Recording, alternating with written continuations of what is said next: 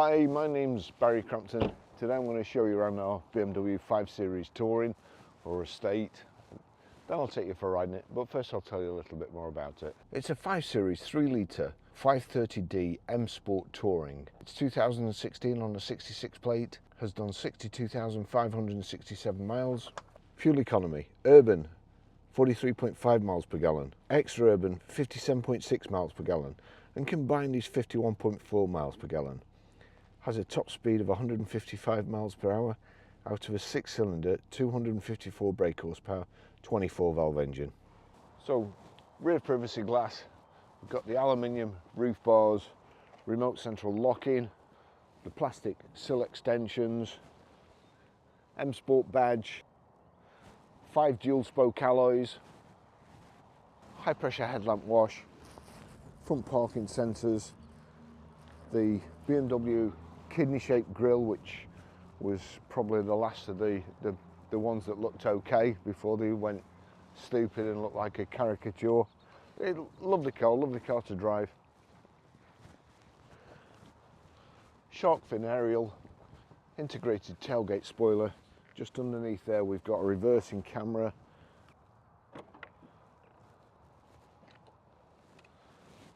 Load your shopping in, just flip the back window up. You've got the here, I'll just show you there.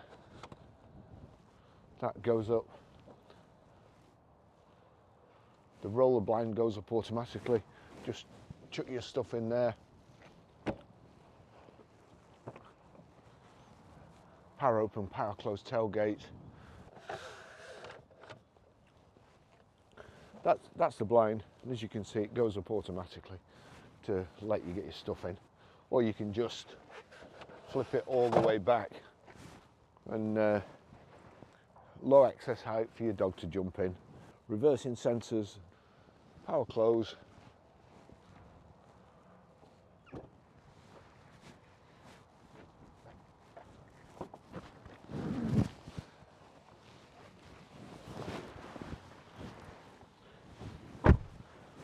I've pushed the seat forward, but there's quite a lot of room anyway. The sculpted backrest of the front seats allow you to get your knees further in here if you've got a really tall driver in the front. It's got carpet mats. This lovely leather. We have rear centre armrest here. If you open there, 2 cup holders, and then a compartment for storing whatever you want to listen to rattling when you're driving. Not a particularly good idea there. Rear child seat Isofix anchor points. Nice car, plenty of headroom too. To be honest, nice and comfortable. Look, there's stuff here like there you can put kind of a parcel net, you know, tuck it in. As you'd expect from BMW, good design. Little coat hook there, and then you've got this kind of serrated pattern insets to the dash and all the doors, gear tunnel, just as you'd expect.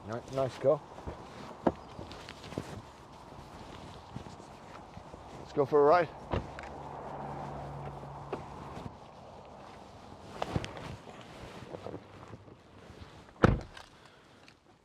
Okay, here we have the 2 BMW keys. It's keyless ignition, so foot on the brake, click the start button there.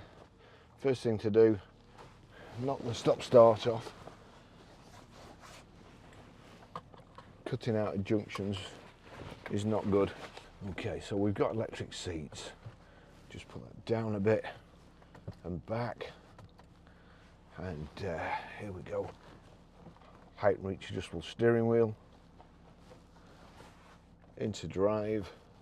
And away we go to, gosh, that climate's turn right up. Get that cool, we've got heated seats just there.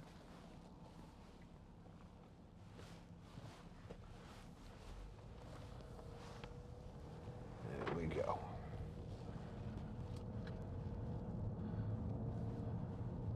It's a great size engine for the vehicle. So much low end torque, so much power. Just don't feel like it's working. And to be honest, it isn't really. It's ticking over most of the time. Good specification, nice design inside. Got paddle shift here, down on the left, up on the right. Speed limiter, cruise control there, so cruise control is on, and then if I knock that down, that's set the cruise. I can increase the speed knocking that up and decrease it knocking it down. If I touch the brake, that's it, it goes off. Just actually turn the climate up, or turn the fan up. You've got dual fans there and dual zone climate. Set the left hand side for the passenger temperature 1 and the right hand side at a different temperature.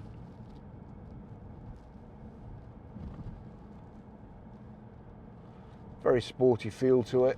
So electric door mirrors, just flip that over there.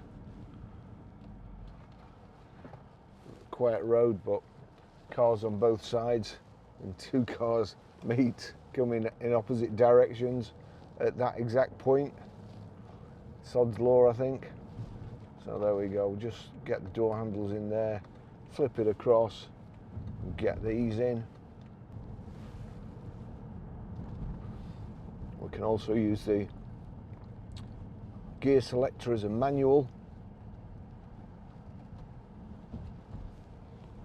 and knock that across there like so.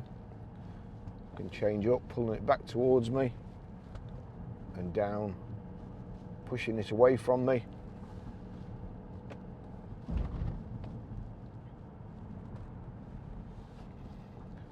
Also, if you knock it across into the manual position, you're in sport.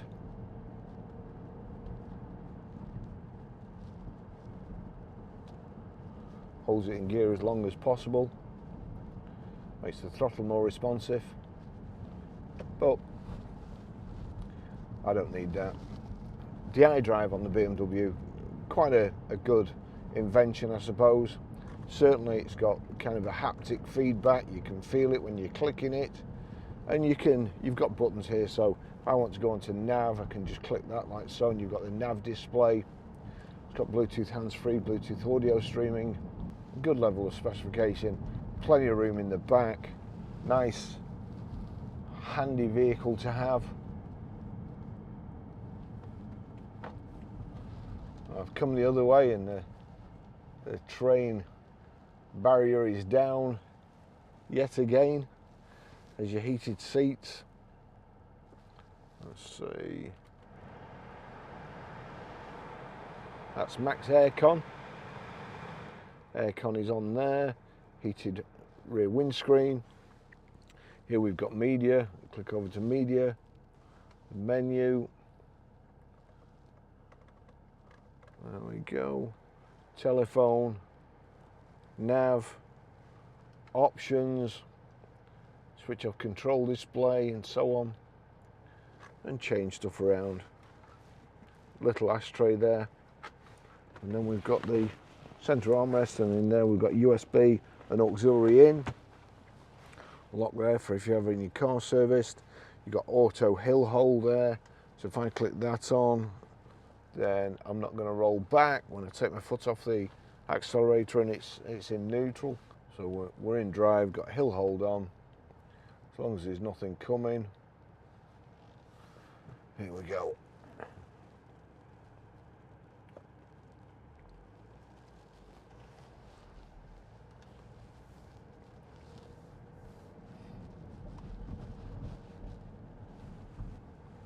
A Vauxhall Calibra there. Had a couple of those in my time. Got Harman Kardon sound system in here as well, so good sound. Nice cool air coming out.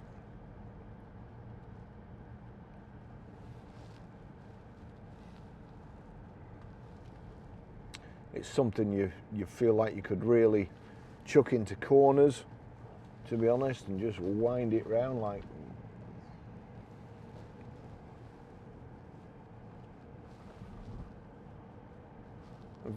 I feel quite low down. to be honest. But it's a good looking car, really.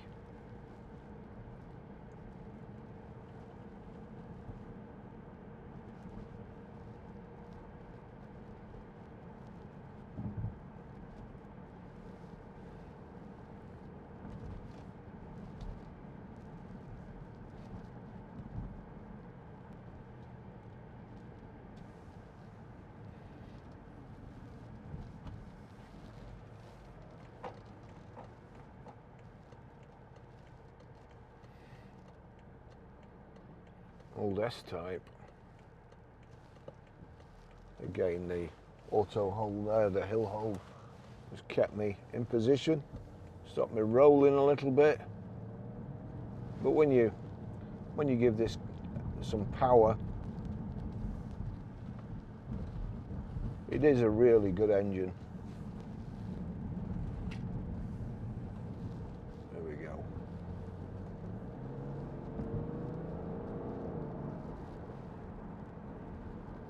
I was unfortunately stuck behind a lorry. Actually, I'm going straight across, so I suppose I can go on the inside. Good clear display, nice analog instruments.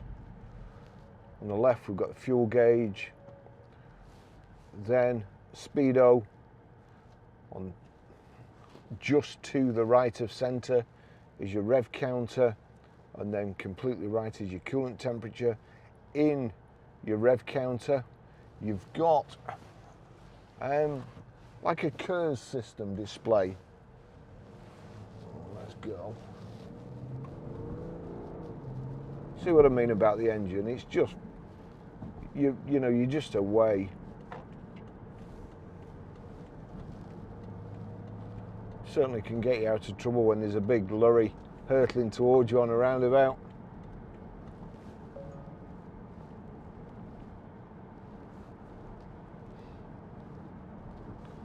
Nice steering wheel, nice thick steering wheel. A little M badge there. Let's go. You know, kicks off from 60 there like a scolded cat.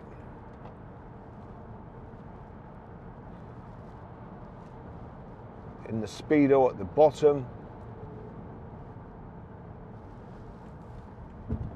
That's telling me my miles per gallon, instantaneous. Click it again, it's average miles per hour. Click it again, the date, and again, nothing. Then 183 miles. They really are good on fuel. I mean, they are tremendous. As I say, there's a little gauge in the side here. Underneath, it shows you what gear you're in, and then it shows you your kind of KERS system. If I take my foot off the accelerator now, it starts harvesting electric back into the battery to save for when it's needed later. And that's going right up and showing it's fully charging. Wipers are good. We're only doing 60 at the moment. Only a short run today. We've got about 10 cars that need videoing, and the weather has just been atrocious recently. It's blowing a gale, raining. Yesterday it was sleet. It was sleet in the morning, then in the afternoon it was sunny, and then it was sleet again. So all good fun here. I'm going to knock the hold off because I actually don't like that.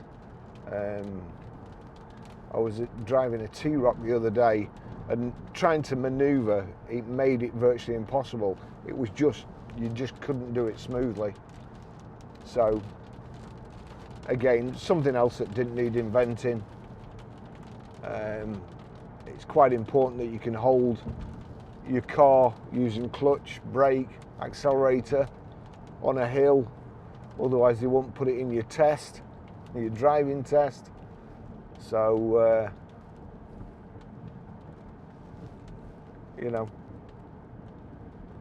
If you don't use it, you lose it. Like all these other driving systems. I was just reading on social media this morning that somebody who'd got a Tesla, the car was on automatic driving, and it took them out from a 30-mile-an-hour zone into the middle of a dual carriageway where it was 70 miles. And to be honest, why on earth would you let a computer drive for you? You know, you're asking for trouble, really, aren't you? So, I mean, I'd be surprised if it didn't crash me, but there you go, that's me. So, lovely car. For me, the driving a bit, I mean, I was just looking at used ones on Auto Trader before. There's probably more used BMWs for sale than I don't know what. So obviously lots of people like them. They love the way they drive. They like the sporty drive.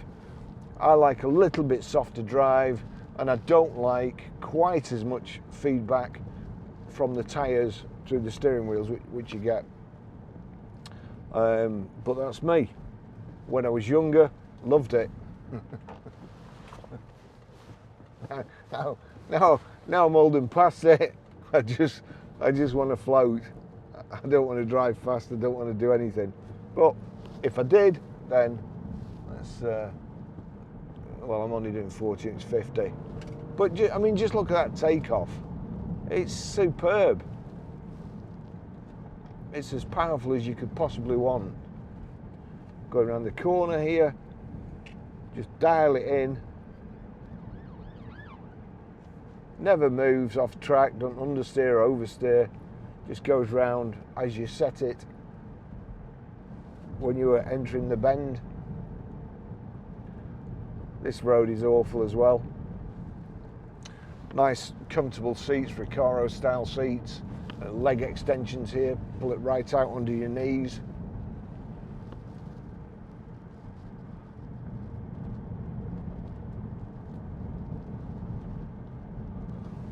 This serrated pattern all the way across the dash, all the gear tunnel,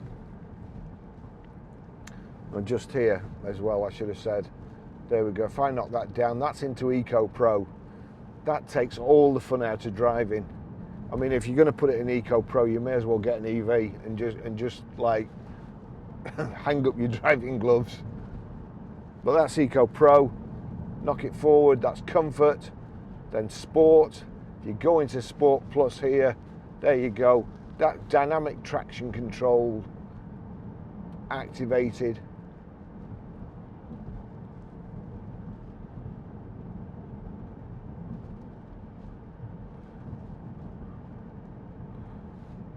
Dynamic driving with limited driving stabilization. Why would you want that? One of the other things I've noticed, I've not mentioned it for a while actually, down to design. So design, there's the two cup holders. Just there is the switch to knock your traction control off.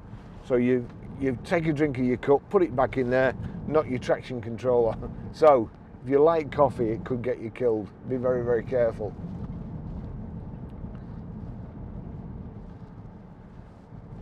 I always remember seeing a film a long time ago, and it was they were investigating a plane crash, and it turned out that the stewardess just brought the pilot some coffee.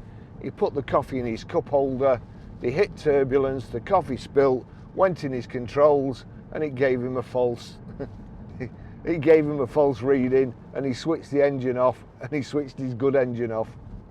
So be very careful if you drink coffee, flying or driving. There's nothing to say really. But they're so good on fuel. I've used one of these myself before. As I say, when I was younger, I used to love them, and the range you can get out of a tank full, especially if you drive not stupid. There's a sync button there as well, so although it's dual control, if you're a control freak, you click the sync button and then you can control the passenger side temperature and fan. Reasonably quiet. So what else? So you've got the little glass or the window glass in the back window that just flips up. If you just want to load, you can take the whole tailgate up. It's got power open, power close tailgate, reverse camera. Your lights are on the right here.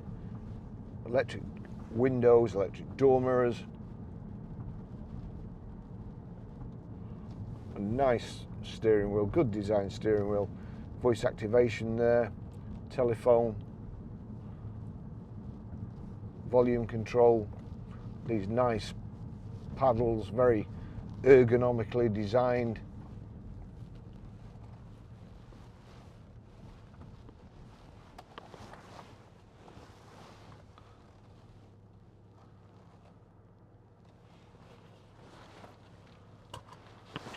There we go, and we're back. And as you can see, all these cars we've got, we're chock-a-block, and I've got to video them all and sell them. Yep, that's what you're supposed to do, Baz. That's your job. Here we go. So we've got front parking sensors there. There you go, and that's showing you just there, look. That's it, thanks for watching. I'll see you in the next video. Bye-bye.